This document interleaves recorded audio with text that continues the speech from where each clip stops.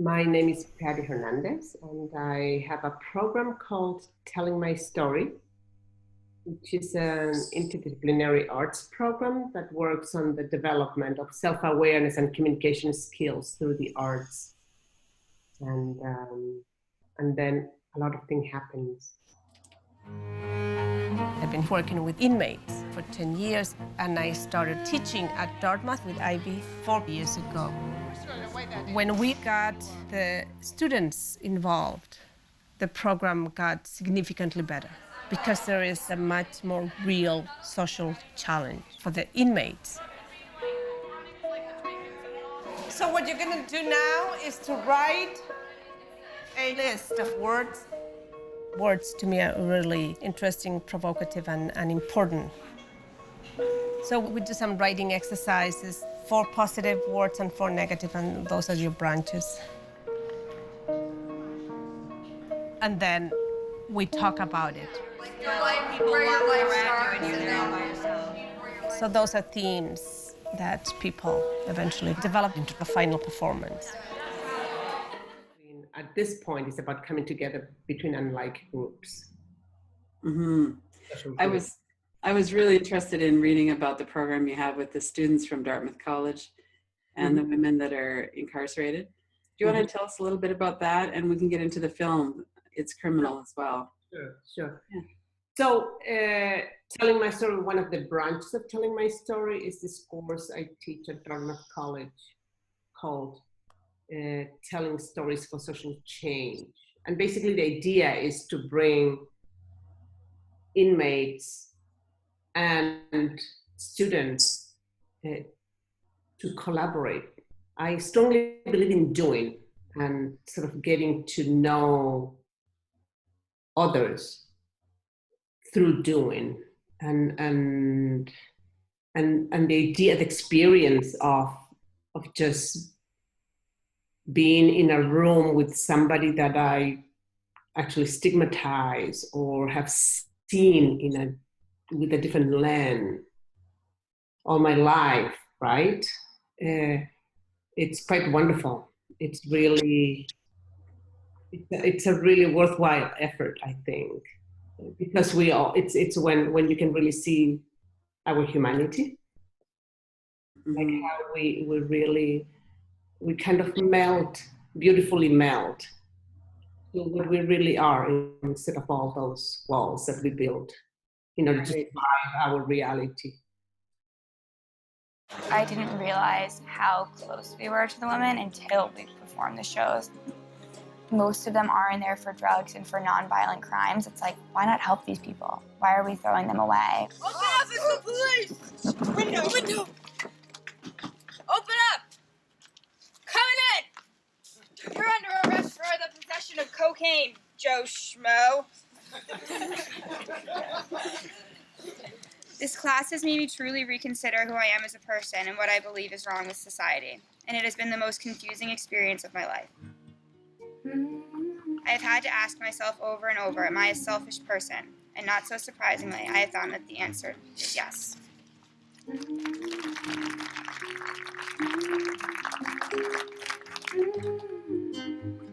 Broken, hurt, low, down, and out, lost. Those are words that would have described me a few months ago. Strong, humble, willing, able, happy, bright, and ready for anything. That's who I am right now. Guilty, 3 to 7. Next on the docket, Steve versus Lindsay Lopan. Possession of cocaine, second offense. Well, I'm gonna give you a $1,000 fine, suspended on 2 days good behavior, and just give me your autograph. Please approach the bench. So I know you have a background in dance and theater, and how did that evolve into this work that you're doing? Yeah, oh wow, that's a good question. It's well, part of it is, so I worked for many years with the bread and puppet, and I am what we call an old puppeteer, bread and puppeteer, and it's really my whole life I was interested in dance and theater since I left Chile, pretty much, and I'm very physical to communicate. I just need to kind of move, and words are not enough for me. And theater has such a wonderful platform, very, very free platform to try. And it's an ensemble work. So it just all gives a really nice package to try, right, all together. In the context of the student the collaboration in the class, what it's wonderful is that most of my students and most of inmates don't have an experience with theater or dance, period. So that it's already an equalizer platform. That's really wonderful. That's a good place to start. So it's a lot, we worked a lot on what I call neutralizing a platform from social structures, power structures, economical structure, whatever. Institutional structures, right? Like where are we within the institution itself? We can go out, right? Inmates can't go out, and just that whole reality. And it's just very good to see how the idea of doing something in where none of us have really a grip on it, tight grip on it, then so we're all in the same boat. That's quite something when you think of the difference in privilege between the Dartmouth College students and the women who are in jail. And what I was really interested in when I was looking at the film, It's Criminal, and also when we were talking before, was the difference in punishment from social classes. If a Dartmouth College student gets busted for drug possession, I have a hard time accepting the fact that I'm here for sophomore summer and it's like the best time of your life, apparently. It's just crazy to think that these women are having the worst times of their life right now. People here do illegal drugs, and why is it fair that they're just locked up like that? 3 Dartmouth students face cocaine and witness tampering charges. Police say it's likely more members will face criminal charges. Dartmouth College. A 4th Dartmouth student faces charges in connection with a cocaine bust. Hanover police last week arrested 3 brothers at Sigma Alpha Epsilon after reports that cocaine was being used in a common room. The whole campus was absolutely buzzing about it. But at the same time, everyone was like, obviously nothing's going to happen. And obviously nothing did happen. It was just in the paper how the Dartmouth students with like the cocaine just like got off. And that was very disturbing. Actually, for the Dartmouth students, the judge took the word cocaine out of the sentence. Yeah. So that it's going to be taken off their records. And it's going to be so it's going to be taken off their records, and it was reduced from felony to a misdemeanor. It's like a parking ticket. Yeah. Well, it's a very strong eye opener, right? And reality check. Is because the students, all these higher education institutions have bubbles, right? Are social bubbles, and I'm not saying it's not good or bad; they just exist. But in order for them to be more effective socially, we should be more aware. We should be willing to be aware, and we should acknowledge the social realities, because that's the only way that we can really see what's happening. And we can really stand by something that we really believe in. Otherwise, we're just sort of doing the walk without much conscience. And that's, so a part of it is about that. So for the students, it was really shocking, like painfully shocking to see how, because they were experiencing that at the moment, right? To really see this is injustice, this is inequality, this is not fair, but really have the proof. I mean, I know these people, right, that did it or that are they're being spanked, sort of little spank versus years of incarceration.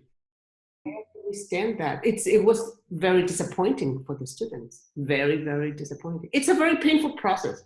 It really is. It's exciting, and it's motivating and it's hopeful. But the process, but all of that, you can talk about it at the very end. But during the process, it's painful. So was there a lot of, was some of the tension between the two groups? I mean, I would think that between those two groups that the women who are incarcerated and who are experiencing firsthand the effects of racism and the kind of drug policies that we have. Some incarcerated just because they couldn't make bail. Absolutely. To get out while they're waiting trial. They're not even convicted of anything. And then the Dartmouth College kids are very privileged. What if I would have taken it to trial? Maybe I could have been found not guilty. But I had no bail, so I'd be sitting in jail. You could wait for your trial for years. Who wants to wait for a trial for years when you could plead guilty and be out maybe a year before then? I can guarantee you 99% of the people that are in this jail aren't in here because they were found guilty, but because they pled guilty. No money, no privilege, you're going to jail. Some of it, I think, is because they see potential in these Dartmouth students, and they think they're going to be our next politicians or scientists, and they won't be able to be as productive in society with something bad like that on their record. You want bread? When somebody who's just a single mom who works as a waitress every day, if they've got a felony possession of cocaine, who cares? We might get angry about it, but maybe society is okay with it. Maybe they are like, yeah, well, this person just made a mistake, but they're doing something with their lives. This person just works at Burger King, so they're not really doing anything with their life. Who cares what happens to them? We're replaceable, maybe. So what was that dynamic? Was that a big part of the dynamic between them? It's always part of the dynamic. It's a stigma, right? It's a social stigma that we all have and bring also. And that's our own responsibility. So the students look at inmates and they're criminals, right? And they did something wrong, and they judge a lot, and they think they know better. But it also they feel that way because that's what they've been taught. That's exactly what we all teach them, right? Mm-hmm. Be great, be careful, don't do it, don't touch it, don't. But it's just don't, without any real explanation. So people are criminals because they're criminals, right? So we are taught to look at life in that light, and that's really wrong. Mm-hmm. Very comfortable because that's how we can eliminate people, right? And so this experience brings them to approach life in a different way. And then inmates, there's a lot of resentment. Mm-hmm. It's like very understandably, and it's totally understandable. I always say to people, being resentful is really understandable. Not really productive. It's not conducive to anything. So let's see how we can turn that resentment into energy for agency, which is a completely different approach. But resentment, and they're stuck up, rich people, they're totally spoiled, they're entitled, and actually we are, there is some truth in all what people are saying in the idea of a stigma. There is some truth to it, but it's not something that you have to commit with, or you have to live for, or you have to turn it into a flag, a belief. That's what it's dangerous. It's like you can see things and you can evaluate them, But you shouldn't believe that you are always right, or that you know what you're saying, or what you're doing, what you believe, because it's not enough. Humbleness is really important, and we're taught that we know. Well, and there's so much fear at the root of a lot of that otherness and the stigma. Right. Making a whole group of other people someone that you're afraid of. Right. And then we want to get control of that because we don't want to feel afraid. So then what do? We make up beliefs that we know all about that, or we stigmatize, we blame the person for what their situation is. Exactly. We don't even think about the whole social context of how that happens and all of the elements, because they're wrong because I don't want to admit that I could be in that situation if I was in their situation. Exactly. Yeah. Yeah. So and it takes time, right? It takes time to really get to know the situation and the person. It takes courage to do that. And that's why we're so afraid now, because we just don't practice that, period, right? And the idea of controlling, which is an illusion, because we really don't control life. As much as we'd like to. My goodness, right? So much energy into trying to control life. Disproportionate amount of energy. I mean, it's really, and we are wasting so much energy trying to achieve that, while life is absolutely the opposite. And we know that. So there's this anxiety, there is this emptiness, there is this sort of real, what is it? It's like you can never be satisfied, basically, right? Yeah. Because we're looking for control as the answer, and control is not the answer. So control is not the answer. So, and to pick up on what you said a few minutes ago, we need to turn resentment, which is understandable but not productive, into energy for agency. Yeah. And that it's okay that these energies are here, including fear. Absolutely. And then what do? I've always said that, and this is I hold Paulo Freire right next to me and he talks about naming the world, right? And he talks about just name the world and dare to do that, because it's not an easy thing also, right? So I am always asking the students, because we're very good analyzers of life and of everything. So we're very distant and we want to be objective. Right. We can never be objective. Hello. How? Right? So all those concepts that we are trying to achieve, when they can't be achieved. So that is an ongoing reality in the academia, in life in general. So the idea of naming the world, right, becomes really a challenge. Well, it's really pretty easy because it's right there. It's right in front of us, right? It's easy in a sense that it's accessible. It is painful because reality is not necessarily what we want or what we would like to see in our society, in people, and especially now, it's just very painful to see where we are, and it's scary. So no, I don't want to be scared. I don't want to feel, basically, right? Because it's so dark. But that's where I think that's where the power is in many ways. It's like if we're capable of identifying things, of naming things, so then I can see what I want to change. The things that I said are things that I don't even think I ever spoke them out loud before then. The basic concepts behind, like, okay, how do we change that? She just opened up so much to us, and for the first time in my entire life has made me realize that I am privileged. where do I really stand as Pati, where I would like to see the change, what I want to keep, right? What I want to let go.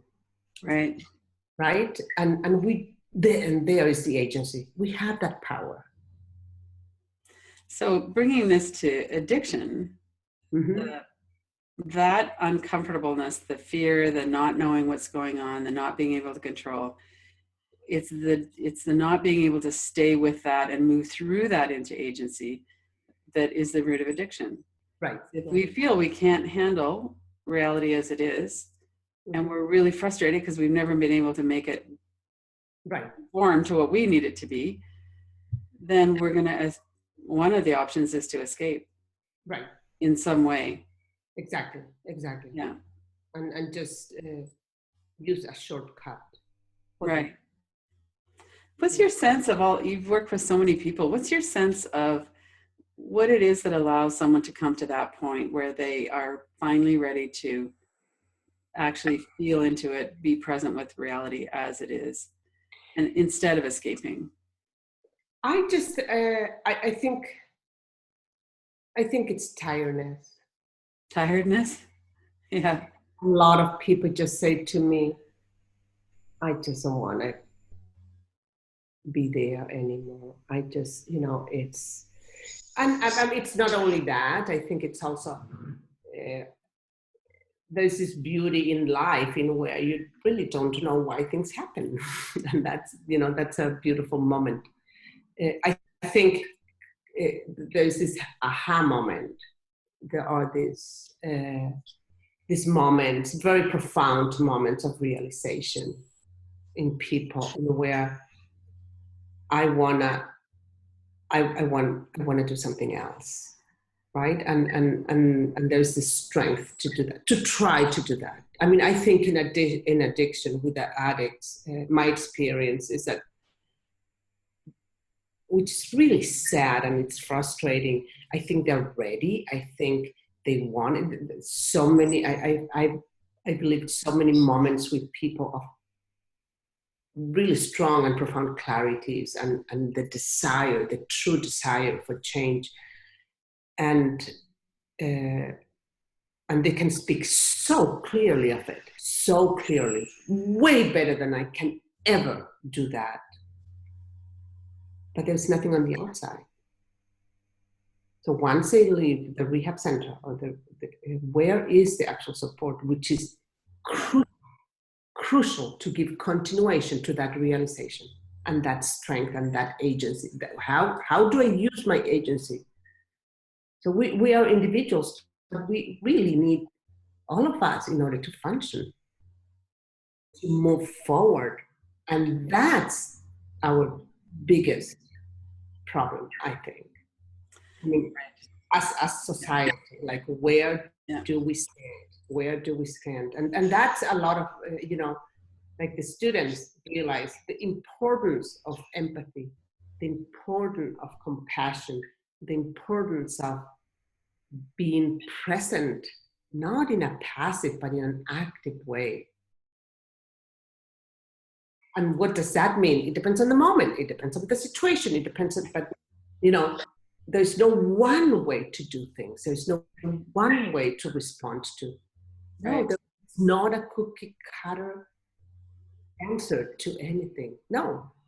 Talking about we need other people in order to even survive. Number one, we need our parents and caregivers as children.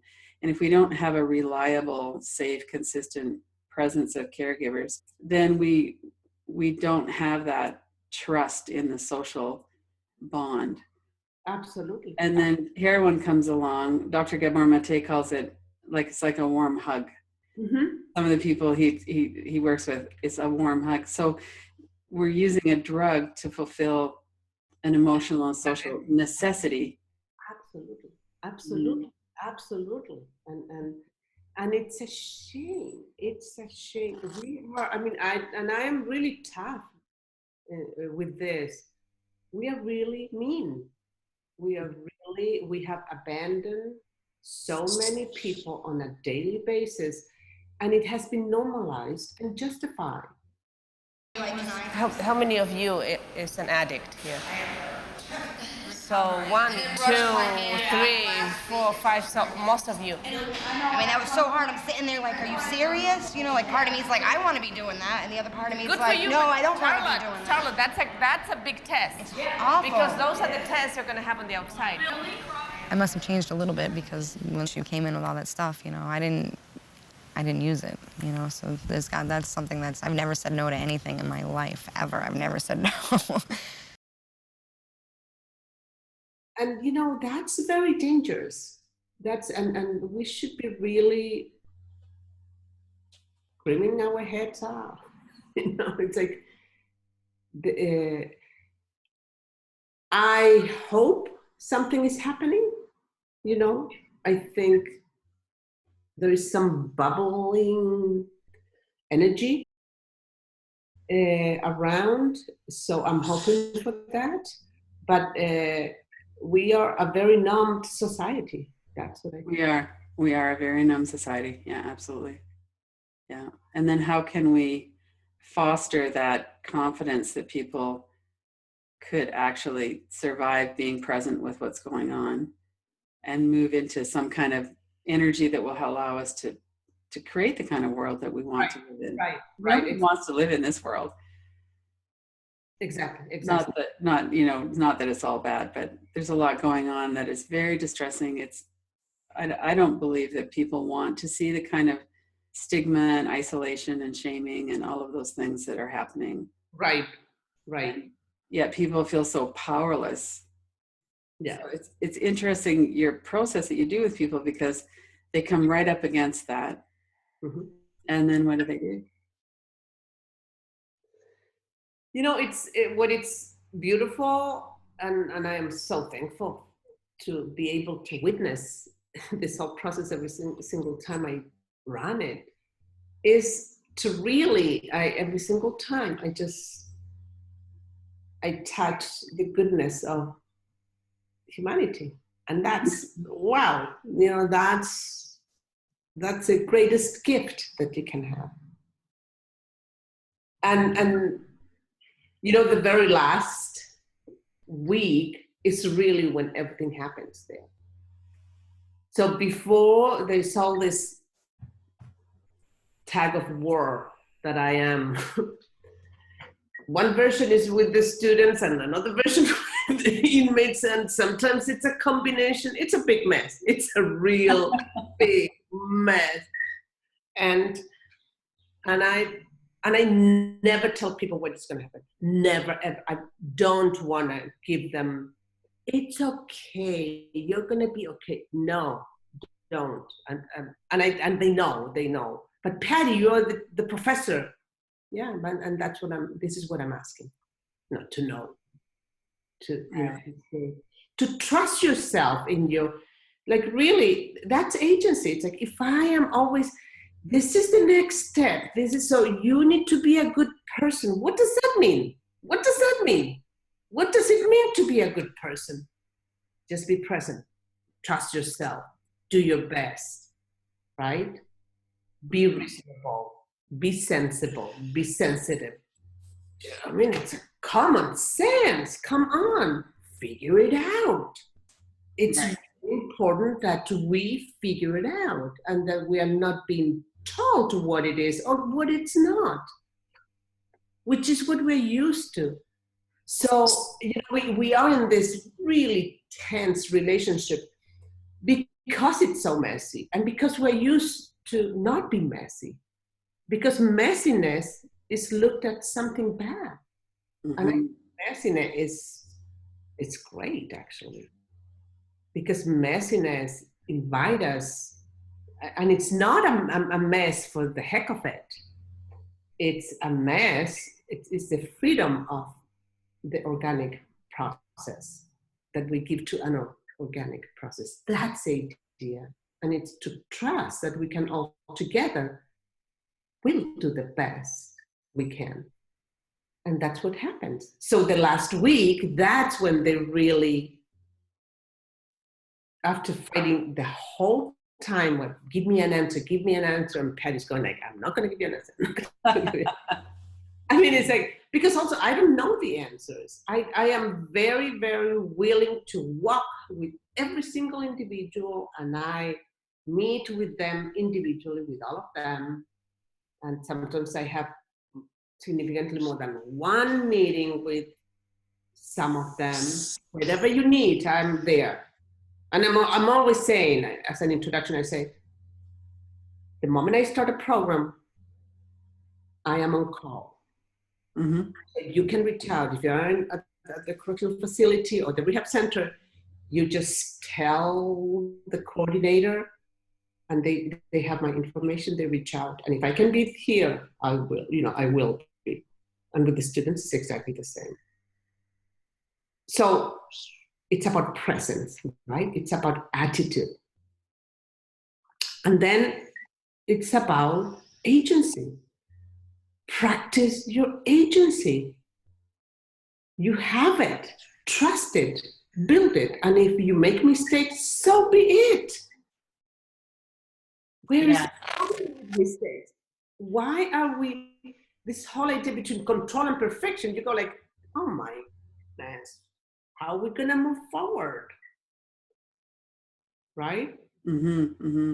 And we beat ourselves. And this is not, it's not simple, and it's very painful. And that's when, between painful and emptiness and frustration and resentment and everything just gets like really tangled. Because where am I? What am I? How can I move forward? And it's a very lonely process, right? Because we all have different shades. And this other person who I feel this connection with isn't going to have that opportunity. Mm-hmm. So then what do they do with that? Well, again, it's a very painful process, right? And there's a lot of guilt, a lot of guilt, yeah. And it's this guilt that was really given to you because you don't even know why you how you got it, because you got privilege, right? At the same time, actually the students are really, they resist because it's painful. When we feel pain, right, we react. And they're very good intellectually to react. But, and so they argue beautifully in a very, very analytical way. So that's why I'm always asking for analysis and reflection. Put yourself in the middle of it. It's not a window, it's not a safe place.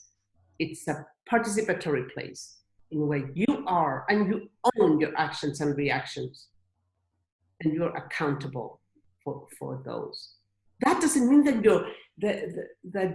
it is your fault, what's happening in society. But we are participants of this social structure, and just own that. We are victim and victimizers in many ways. It's a really, really fine line, and that's on a regular basis. So why do you protect yourself so much by trying to be so pure and perfect and doing the right thing? What is the right thing to do? That's why I never have answers to people, because you tell me what it is and then I'm going to learn. Thank you. That's right? I find most people have a list in their head of what perfection is. Oh my gosh. And then a big list of evidence of how they're not meeting it. And the whole idea of, I got it. So sometimes they say, Patti, I got it. And I'm going to say, really? Please tell me, because I've been 20 years and I still don't get anything. And, and we laugh. Because it's really true. It's not, I think that aha moments are really important because they produce a lot of movement, what I call internal movements and shifts in the self, right? But we're always doing that. Not something static. It's always something that keeps moving and moving and building and doing this beautiful breathing of life, right? Mm-hmm, mm-hmm. Versus these cages, where, okay, check the box, which is really what we teach now. Right. On how to achieve life. It's like, okay, you check the box. You're a good person. You are an understanding person. You're a generous person. You are... No. I can be a real asshole, sorry.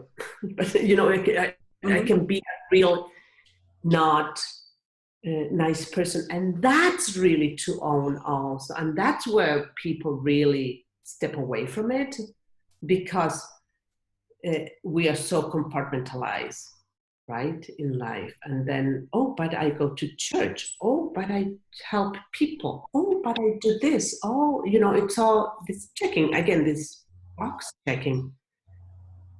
But the attitude for life, the discipline that we need to really keep an attitude for life, that's what is important. And that's what we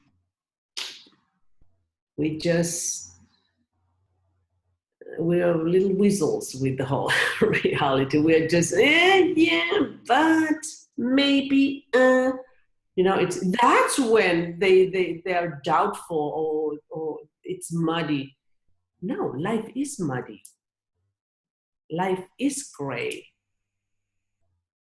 to begin with. So what is your attitude to face that muddiness? What happens when, I always tell my students, between adversity, when you face adversity and when you face discord, what is your attitude? Right? And when you're really convinced of something, and somebody else is really opposite. Right. And I think that's the ultimate challenge, to an attitude that it's inclusive of everybody. What is that attitude? It depends on the situation. It depends on the moment. It doesn't mean that you're not going to speak your way and that you shouldn't express yourself and that you shouldn't, say what you need to say. But it's how you do it, the way you engage. And it's not an intellectual competition. I should not be validating, and that's, I think, a problem that we have now really strong. To validate myself, I need to put somebody else down. Right. That's not the way to grow. That's not the way to grow. That's a way to win the moment. And win what? What are you winning? Mm-hmm. Mm-hmm. So from the people who are in the inmates that are in the program, mm-hmm. from their perspective, what are you seeing in terms of after the program's over and as they kind of go back into life without this structure, this support, and this connection with other people? What kind of changes are you seeing, or what happens then? It's sad. Mm-hmm. It's sad separation. I strongly believe in starting and finish something. The whole. Okay. Mm-hmm. And not the dependency of right. Let's keep going. No, this is reality. What we are experiencing is the effort we all put in believing that we can do something different.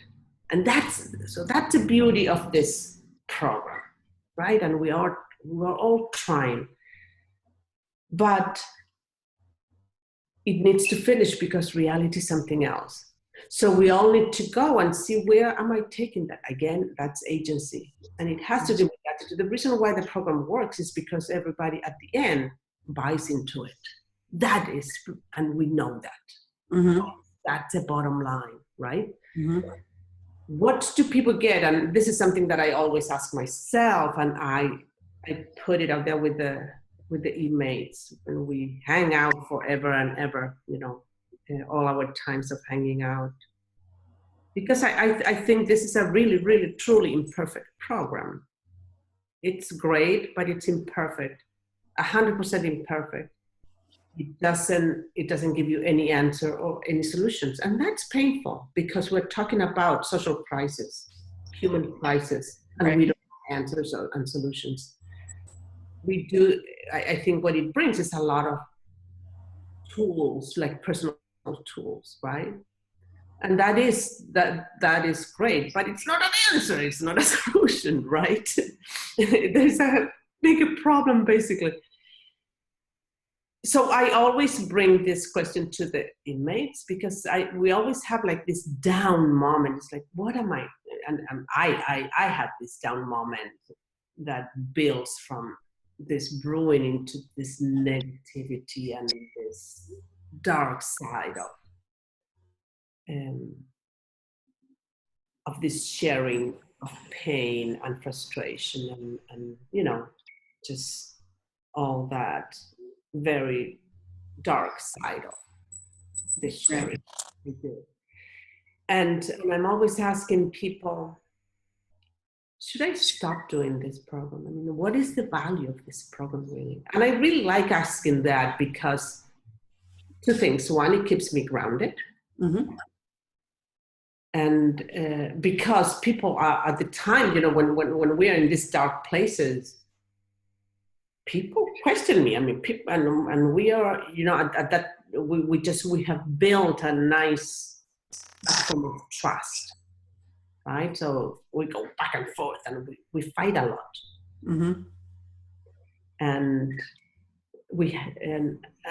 and it's just a very profound moment, an opportunity to really dig into what it really means to be doing this. And I think it's a really important question, basically. And people actually, they always say, it's always the same answer in a different, with different words and with different expressions, but it's like, it's better to do it than not to do it. There's something very alive about doing it. And there's something kind of half dead about avoiding it, it seems. Right. Yeah. And then the rest, the thing is that the rest is self-responsibility, right? It's like, okay, Mm-hmm. what do I do with it? What do I do with it? But self-responsibility is connected to social responsibility. I've really grown to respect Malika, and she's funny and she makes people laugh and she makes people smile, and I really like that she kind of questioned the authority and she tested people's limits, and I don't really know that many people who do that. Even though she's in a position where obviously she has no agency or power, and she somehow managed to be one of the most powerful people that I've ever met. You're courageous women. You're way beyond anything.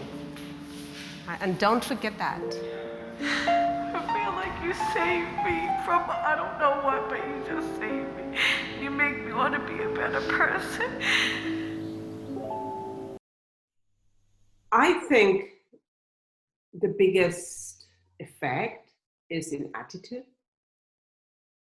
awareness, and in what does it mean to be present in life. So a lot of people, yes, this is what I should do, this is in me, this is because we're always like kind of complaining, right? For what I am and for what I am not. So this is, Grace Lee Boggs talks about that, right? And she talks about the idea of agency. And again, that's what it is. So so if you feel guilty because of your privilege, what do you want to do, right? Where does it come from? What can you do? How can you, basically, I'm always saying, put your privilege to the service of the situation. How about that? And figure out what it is. I have no idea what it is. But that's, that's a general idea. And that's what come out with. And I have quite a few students, a lot of them go into medical schools, which is really interesting. And into law schools also, right? And what it's good is that these are, people with a lot of social power eventually, and they're going to be making money, and they're going to be having a really, really strong position in society. And it's good. That's good. I'm not, it's not bad, but that's so to give them this dose of conscience, right? Social conscience. I think it's really good. In the other hand, for the inmates, it's also a really good, it's like you are, I'm always saying, I'm a little weird, but I'm always saying, when you do, if you break the law, that's actually very daring. There's a lot of courage there, right? And I'm not justifying it. I'm just talking about the potential, the individual, the potential of the self, of the person, of the individual. So I always talk to them about that. You can turn it around. Use that. You have it. Use it in a different way.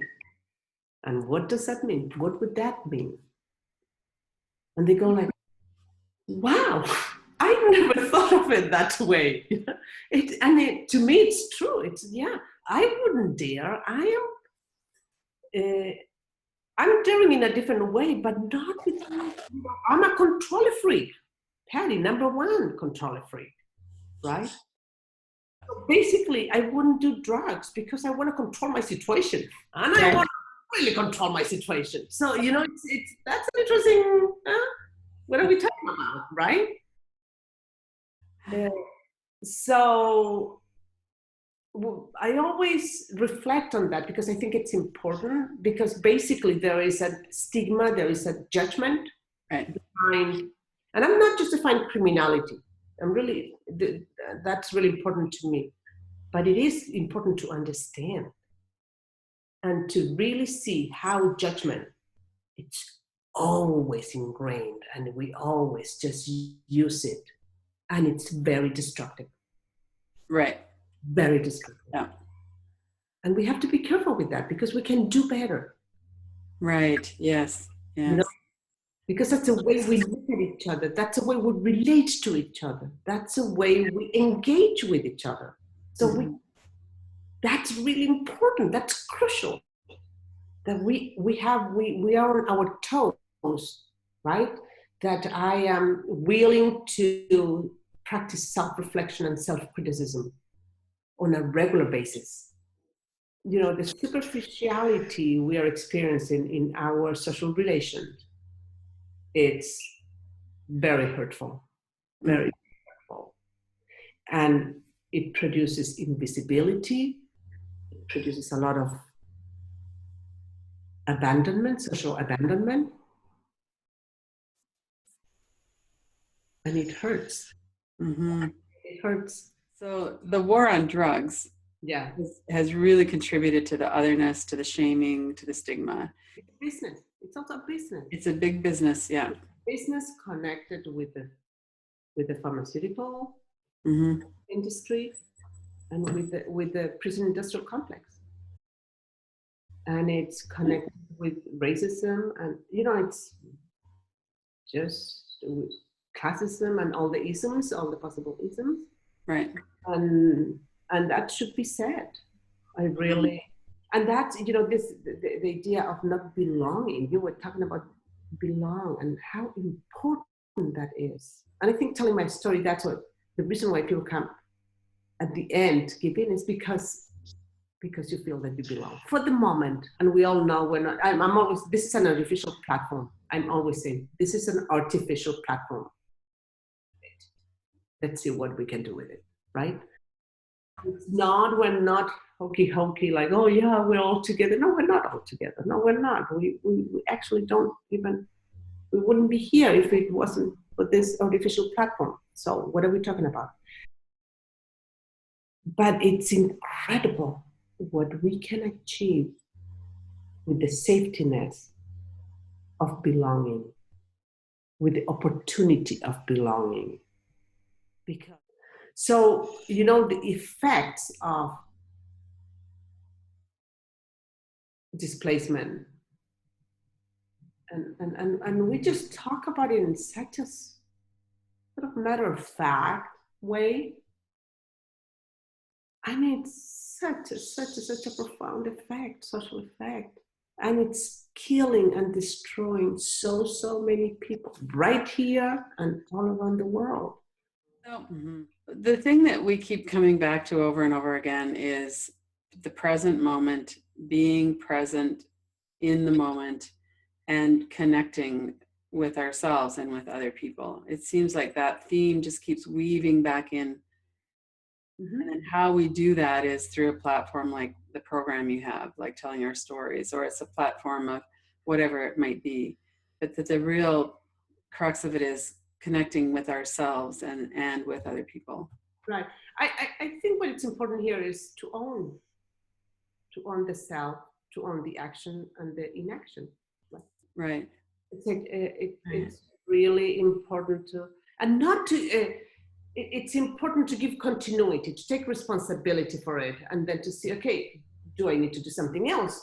Is this okay? This is like, what is, how do I keep moving forward or sideways, or I don't know, up, down, it doesn't matter.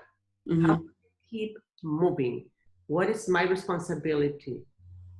Where you need to own your presence and be responsible with it. That's an active presence to me. That's what it really means to be present in life. It's not that, and I can, I'm okay. I feel good, so I'm okay. No, because I'm part of the significantly bigger world. So what is it? So with the students, they always, oh, Patti, I said the wrong thing. Oh, I don't want to say the wrong thing. Or I don't want to do that. How do you know what is right or wrong? You tell me. So I'm always saying, take it back to you. If you are worried about what you're thinking or not thinking of you, or you are concerned on how you come across, really ask yourself why, because that's where the answer is, really. It made me feel really awkward because Allie and I both aren't on financial aid. I felt like maybe I would be judged. And so then I definitely stopped trusting her after that. I hated her. I absolutely hated her from the minute I saw her. She's like what you think the Dartmouth girl is gonna look like. She's beautiful, she's blonde, she has pretty teeth, she had her beautiful pearl earrings, and I felt like, how dare she wear those here? And whatever questions you have, or whatever comments you make, because we have what I call these bad habits, right? Just, if you don't have the answer, that means that you don't know what it is. So don't elaborate on it. Don't assume things, right? Because that assuming, it's an open door to judgment. Because there's a reason why you, right? And stigma is there. It's all kind of woven in, right? It is, yeah. Together. So to me, it's the idea of how can I be as responsible and truthful as possible with my own insecurities and with my own doubts and with my own little mess, right? So yeah, bring it back to yourself and you will have an answer, or you will not have an answer. And if you don't have an answer, stop right there. And if you still have the questions, go and ask it. Ask the person that you might think, but don't. So because it's this relationship between students, Ivy League students and inmates, right? That's when they just elaborate, and versus go and ask. I said, no, what do you not trust? Why don't you dare to? And And it's a lot of insecurity, a lot about, I want to do the right thing. Again, what is the right thing? Right. So then that's a process that we always have in doing the program, in where you need to dare to trust. And dare to trust, yeah, wow. But it's the daring, because we don't trust. So trust, and then see what comes out. Again, to dare and risk, dare and risk with humanity, with people. So that's a challenge. That's a way bigger challenge than daring. Yeah. In another way, yeah. Right. So that's when, when I have adversity, when I have discord, how do I do that? Right? How do I keep, so in a dehumanized platform, the challenge is how to humanize a dehumanized platform. Right? So if you have inmates and Ivy League, recovering addicts and Ivy League, there's a huge, thick wall in between that it's loaded with stigmas, all kinds of stigmas from both sides, right? Both sides, yeah. That's actually a very dehumanizing platform, right there. Mm-hmm. How do you, that's a challenge, how do you face it? So that, the beauty of those attitudes, it's like the right attitude to come together. Mm-hmm. Mm-hmm. That's what makes it happen. It's not Patti, it's not Ivy, it's not, it's really our attitude, the intention, the intentionality, the common intentionality. And that courage comes from the desire to find something different. And that it's hopeful. Yes. That's when I go like, bingo. Yeah.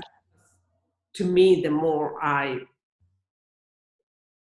put myself in the middle, the more space I have for social criticism, like a true, right? And so the balance should be, and a lot of people just, and especially inmates or recovering addicts, it's like they beat them up.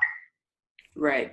And we teach them, we ask them to do that also, because that's the idea of acknowledgement. It's the idea of repentance. It's the idea of, and it's now that's not repentance. You can actually really write something really good and not being repentant at all, right? I mean, yes, true. Yeah.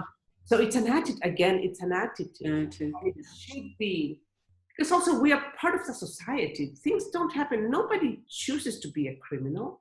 Right. Nobody chooses to be an addict. Nobody. Those are social symptoms. Really, they are, and it's a social illness. Mm-hmm.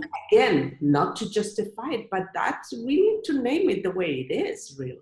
Mm-hmm. To really get to the core, right, to the roots of the problem. And that Paulo Freire quote, what was it again? Naming. Oh, name the world. Name the world. The world. Name your world and name the world around you.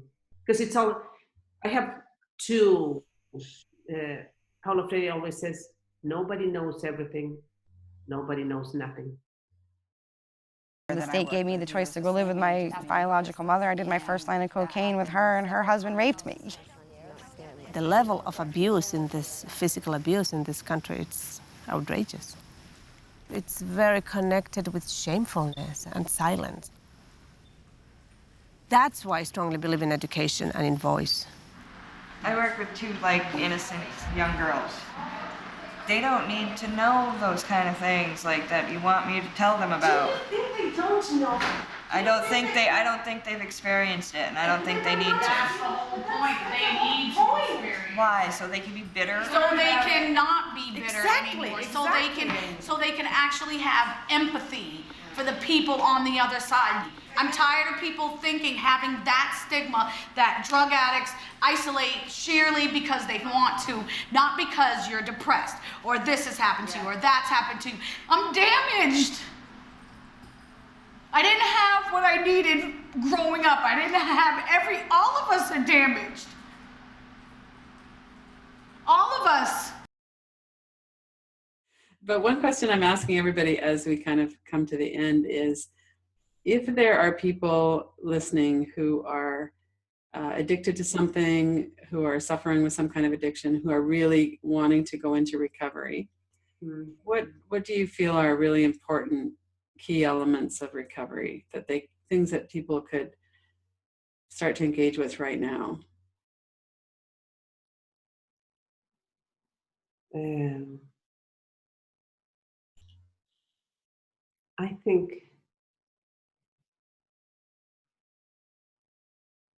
I think they should listen to themselves. They should really see where they are, so they can see where they are and how much in pain and how much in need of support they are, so they can build sufficient strength and energy to reach out, because ultimately what they need is to reach out and to just really sort of stretch the hand for help and